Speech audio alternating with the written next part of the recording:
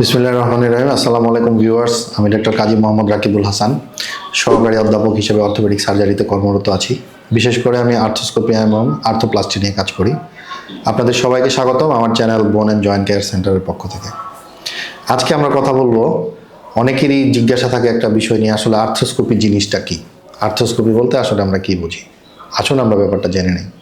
আসলে আর্থ্রোস্কোপিটা হলো, আমরা যদি মেডিকেলের ভাষায় বলি, মিনিমাল ইনভেসিভ সার্জারি, মানে যত সম্ভব কাটাছিঁড়া কম করে আমরা যেই সার্জারিগুলি করি অর্থোপেডিক্সের ক্ষেত্রে, সেগুলোকে আমরা আর্থ্রোস্কোপি বলি।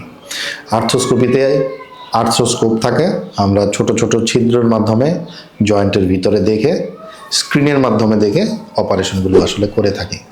এখন আসুন, আর্থ্রোস্কোপি আসলে কোন কোন জায়গায় করা হয়, কোন কোন জয়েন্টে করা হয়। আমাদের দেশে সবচাইতে বেশি যেই জয়েন্টটাতে করা হয় সেটা হলো হাঁটু, তারপর করা হয় কাঁধ বা shoulder.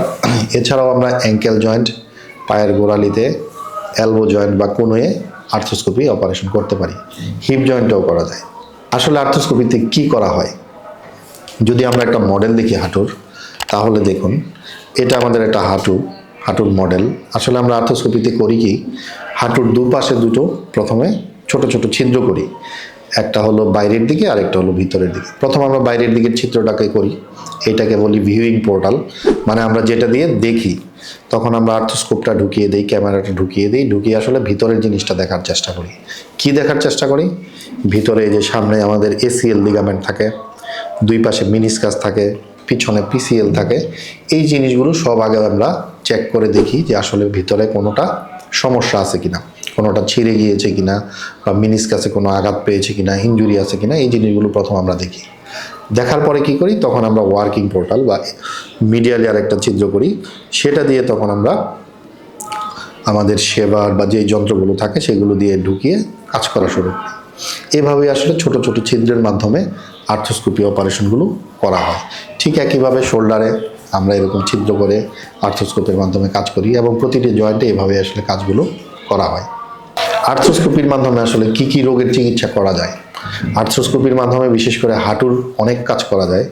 ACL injury, PCL injury, meniscus injury, loose body থাকলে লুজ বডি রিমুভ করা, এবং যদি প্লাইকা থাকে প্লাইকা রিমুভ করা, এই কাজগুলো নি জয়েন্টে করা যায়। এবং শোল্ডারের ক্ষেত্রে রিকারেন্ট যদি শোল্ডার ডিসলোকেশন, মানে বারবার যদি কারো জোড়ার ছুটে যায়, সেটাকে স্টেবল করার জন্য, শক্ত করার জন্য আমরা যেই অপারেশন করি, সেটাও আর্থ্রোস্কোপির মাধ্যমে করা যায়।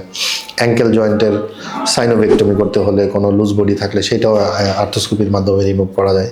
এইভাবে আসলে আমরা বিভিন্ন জয়েন্টের অনেক ভালো ভালো কাজ আর্থ্রোস্কোপির মাধ্যমে করতে পারি। আর্থ্রোস্কোপি করলে আসলে সুবিধাটা কি? সুবিধাটা হলো, আপনাকে আমরা অল্প যেহেতু ছিদ্র করি, ছোট্ট কাটা হয়, তাহলে ইনফেকশনের ভয়টা কমে যায়। একেবারেই রক্তপাত হয় না, রক্তপাতবিহীন একটা অপারেশন হয়। তাহলে আসলে সুবিধাটা কী হয়? তাহলে যেই সুবিধাটা হয়, আপনার রিকভারিটা ভালো হয়, মানে অপারেশনের পরবর্তীতে আপনার সেরে ওঠাটা সহজ হয়। ফিজিওথেরাপি নেওয়াটা বা ব্যায়াম করাটা, রিহ্যাবিলিটেশন করাটা অনেক সহজ হয়। এবং যেহেতু ইনফেকশনের ভয়টা কম হয়, সুতরাং আমরা আশা করতে পারি আর্থ্রোস্কোপিতে জটিলতাটা অনেক কম তৈরি হয়। আর্থ্রোস্কোপি কি তাহলে পুরোপুরি ঝুঁকিমুক্ত? না, কিছুটা ঝুঁকি তো থাকেই। একটা হলো ইনফেকশনের ভয় থাকে, দ্বিতীয়ত হলো অপারেশনের পরবর্তীতে আপনার জয়েন্টটা দীর্ঘদিন একটু ফুলা থাকতে পারে, একটু ব্যথা থাকতে পারে।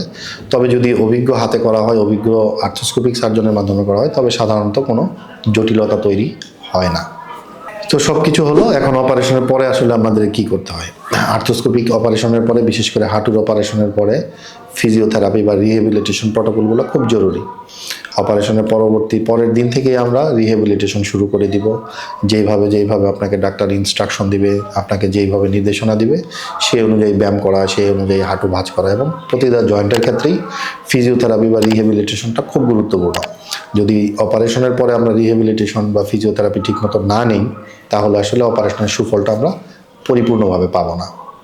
তাহলে ডিয়ার ভিউয়ার্স, মনে রাখবেন, আর্থ্রোস্কোপি একটা আধুনিক অপারেশন পদ্ধতি এবং নিরাপদ অপারেশন পদ্ধতি। আর্থ্রোস্কোপি করতে ভয় পাওয়ার কিছু নেই, তবে অবশ্যই অনুরোধ থাকবে, আপনারা অবশ্যই একজন বিশেষজ্ঞ ডাক্তারের পরামর্শ নিয়ে এবং আর্থ্রোস্কোপিক বিশেষজ্ঞ সার্জন নিয়ে আপনারা অপারেশনগুলো করাবেন। তাহলে ইনশাআল্লাহ কোনো রকম জটিলতা হবে না, এবং অপারেশন পরবর্তীতে আপনাদের সেরে ওঠাটা বা রিকভারিটা সুন্দর হবে বলে আশা করি। এবং অবশ্যই মনে রাখবেন লিগামেন্টের অপারেশনগুলো, বিশেষ করে হাঁটুর লিগামেন্টের অপারেশনগুলো শুধুমাত্র আর্থ্রোস্কোপিক সার্জনরাই সবচাইতে ভালো করতে পারে। তাই যে কোনো লিগামেন্ট ইনজুরি হলে আপনারা দ্রুত একজন আর্থ্রোস্কোপি বিশেষজ্ঞ ডাক্তারের শরণাপন্ন হন।